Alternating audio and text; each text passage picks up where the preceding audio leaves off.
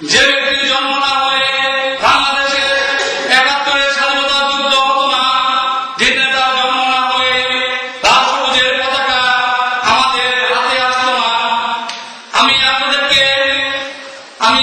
পালানো আওয়ামী লীগের সকল নেতা কর্মীদেরকে জানতে চাই, ১৯৪৭ সালের ২ আগস্ট পাকিস্তান নামক দেশটি স্বাধীনতা লাভ করেছিলেন। ১৯৪৯ সনে জাতির জনক বঙ্গবন্ধু শেখ মুজিবুর রহমান আওয়ামী লীগ প্রতিষ্ঠা করেছিলেন। ১৯৫৪ সালে আমির মুসলিম চক্রকে বাদ দিয়ে আওয়ামী লীগ গঠন করেছিলেন। ৫৪ সালে যুক্তফ্রন্ট হয়েছিলেন। সেই ৫৪ সালে যুক্তফ্রন্টের মন্ত্রিসভার মন্ত্রী ছিলেন জাতির জনক বঙ্গবন্ধু শেখ মুজিবুর রহমান। আজকে স্বাধীনতা দিবস উপলক্ষে আপনাদেরকে না জানিয়ে পারতেছি না, স্বাধীনতা দিবস স্বাধীনতাবাসী শুধু একটি বাসীর বিনিময়ে স্বাধীনতা আসেনি, স্বাধীনতা অর্জন হয়নি। ১৯৪৭ থেকে ১৯৭০-৭১ পর্যন্ত ১৩ বছরের দীর্ঘ সংগ্রাম আন্দোলনের মধ্য দিয়ে যিনি দীর্ঘ সময় কারাবরণ করেছেন, ১৯৫২ সালের ভাষা আন্দোলনের সময় তিনি সক্রিয়ভাবে কারাবরণ করেছেন, ৫৪ সালে তিনি যুক্তফ্রন্ট নির্বাচন করেছেন, পরবর্তীতে আবার স্বাধীন শাসন জারি হয়েছে, আবার কারাবরণ করেছেন।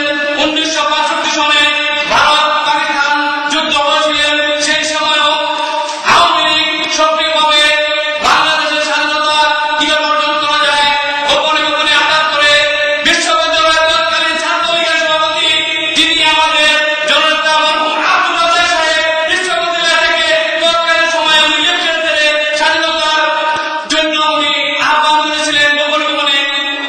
১৯৬৬ সালে ৬ দফা, ৬৮ সালে আগরতলা ষড়যন্ত্র মামলা, ৬৯ সালে গণঅভ্যুত্থান, ৭০-এর নির্বাচন, সকল ছিল এক সূত্রে কাটা। একটা দেশের স্বাধীনতা শুধু বার্ষিক স্বাধীনতা হয় না, কিছু তৈরি করতে হয়, কিছু স্বাধীনতা হয় না। সারা বিশ্বকে বুঝে দিয়েছে, সারা বিশ্বকে জানিয়ে দিয়েছেন ১৯৭০-এর নির্বাচন করে ১৯৬৬ সালে ৬ দফা বাস্তবায়ন করেছিলেন, যে রূপরেখা দিয়েছিলেন সেই ৬ দফা ৭০-এর ৬৯-এর গণঅভ্যুত্থান, ৭০-এর নির্বাচন করে যখন এই পশ্চিমা হানাদার বাহিনী জাতির জনক বঙ্গবন্ধু শেখ মুজিবুর রহমানকে ২৬৩ আসন জয়লাভ করার পর যখন ক্ষমতা দেওয়া বোঝাতে হয়নি, সারা বিশ্বকে তিনি জানিয়েছিলেন। সেই সময় ভারতের ইন্দিরা গান্ধী সারা বিশ্বকে করে জানিয়েছিলেন যে তিনি গণতন্ত্রগামী একজন গণতন্ত্র নির্বাচিত প্রেসিডেন্ট, যিনি এত ৩০০ তিনি ব্যাপক আসনে নির্বাচিত হয়ে তাকে ক্ষমতা দেওয়া হয়েছিল না, সেই সময় বিশ্ব প্রতিষ্ঠা করতে পেরেছেন। তার ৭ মার্চের ভাষণে উনি সকল কিছু বুঝে দিয়েছিলেন। ২২ তারিখ ২৩ তারিখ যে বৈঠকে কাঠামো বৈঠক করার আশা দিয়ে কাঠামো করেছেন, তার ধারাবাহিকতায় ১৯৭১ সালে ২৫শে মার্চ কাল রাত্রিতে পাকিস্তান হানাদার বাহিনী সর্বপ্রথম ঢাকা শহরে ঘিরে ডাউন দেয়, যিনি সর্বপ্রথম রাজারবাগ মিলিটারিকে আক্রমণ করেন। তারপরে আপনার বিডিআরের এখানে হত্যাযজ্ঞ চালায়। তারই প্রথমে জাতির জনক বঙ্গবন্ধু শেখ মুজিবুর রহমান ৩২ নম্বর পার্টি ঘিরে ফেলেন। তারই ধারাবাহিকতায় জাতির জনক বঙ্গবন্ধু শেখ মুজিবুর রহমান ইপিআর ব্যবস্থার মাধ্যমে তিনি স্বাধীনতা ঘোষণা পায়, চট্টগ্রামে পৌঁছান। প্রথম এমনি হান্নান, তারপর কারাবন্দী, পরবর্তীতে যে আমাদের আওয়ামী লীগের পক্ষ থেকে তারা দীর্ঘদিন যাবে আমরা তো ঘোষণা করতে হবে, যদি কোনো সেনাবাহিনীর পক্ষ থেকে এটা ঘোষণা করা যায় তাহলে সকলের জন্য জন্য সশস্ত্র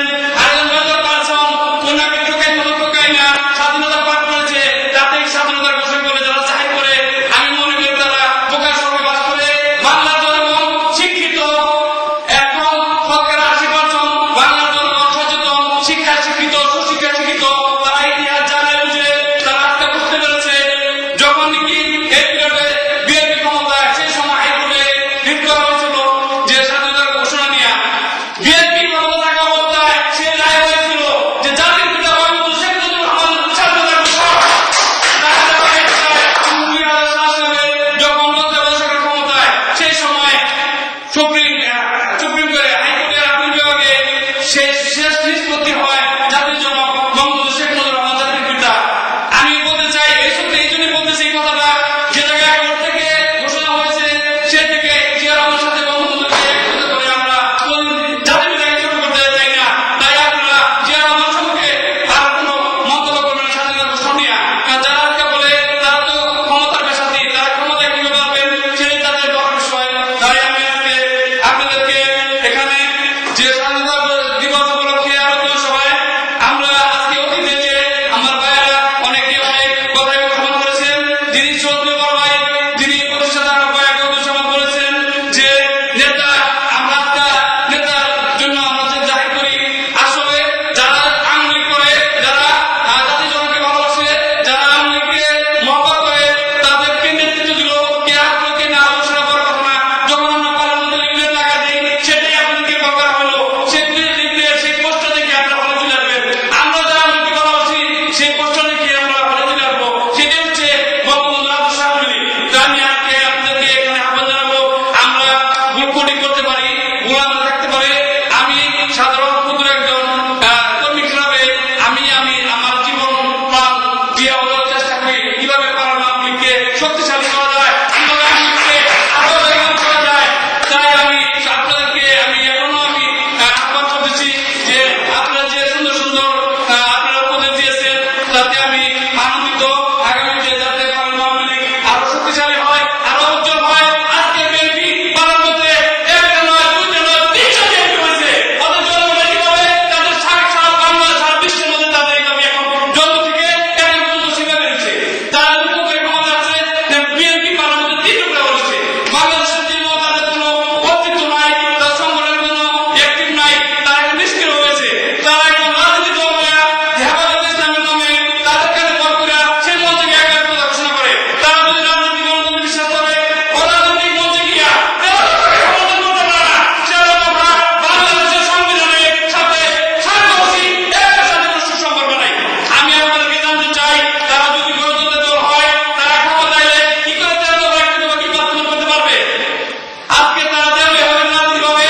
আজকে তারা বলতে বড় বড় কথা 1971 পরে 2008 সালে 29 শেখ হাসিনা ক্ষমতা আসার পরে বাংলাদেশ ডিজিটাল রূপকার নামক যে ঘোষণা দিয়েছেন জননেত্রী শেখ হাসিনার মিশন 2021 মিশন বাংলাদেশ, যে ডিজিটালের যে ওয়াদা দিয়েছেন সেই ওয়াদা পূরণ করে বাংলাদেশকে মর্যাদাশীল রাষ্ট্রে যখন উপনীত করতে যাচ্ছেন সেই মুহূর্তে জামাতের বিচারের হাত দিয়েছেন, যখন বিচারের রায় হয়েছে সেই মুহূর্তে রায়কে বাঞ্চাল করার জন্য, আওয়ামী লীগকে নিষ্পেষিত করার জন্য, আওয়ামী লীগকে বিভিন্নভাবে হেয় করার জন্য, ক্ষমতাচ্যুত করার জন্য আজকে তারা কুকুরের মতো প্রফুল্ল হয়ে গেছে। তাই আপনি জন্য রাখবেন, কিছুদিন আগে অক্সফোর্ড বিশ্ববিদ্যালয়ে যেখানে নাকি তারা দলিল করেছেন, যেখানে যদি বলা হচ্ছে আগামী 20 বছরের মধ্যে বিশ্বের মধ্যে 3টি রাষ্ট্র অতি তাড়াতাড়ি মুক্ত রাষ্ট্রে পরিণত হবে, তার মধ্যে বাংলাদেশ যদি সর্বপ্রথম, দ্বিতীয়ত ভুটান, তৃতীয়ত